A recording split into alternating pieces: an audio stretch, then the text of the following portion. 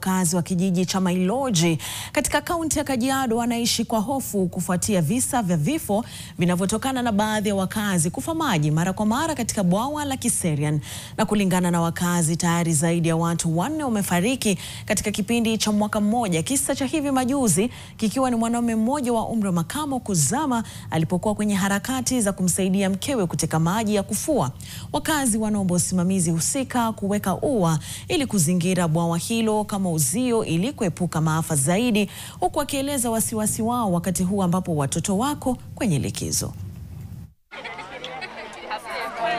Kung'ang'ana na hii serikali kuangalia watoto, kuongeleshea watoto wetu hapa hivi, wengine hata sio wa huku, wengine ni wa mbali. Wanakujanga wakisikia kuna demo hapa, kasa hizo venye wamefunga shule, wanataka kuja kuswimu huku. Sasa sisi tunasumbuliwa sana, saa zote tukikaa tunasikia nduru, tunasikia nini. Watufezie vizuri vile watoto hawataingia hapa, hata watu wazima, na tuandikiwe watu wa kuangalia hii demu. Hapa kando tu ni zaidi ya futi 15. Na ukiangalia hapa ni mahali wa mama wanachotea maji, wanavulia manguo. Ni mahali riski sana.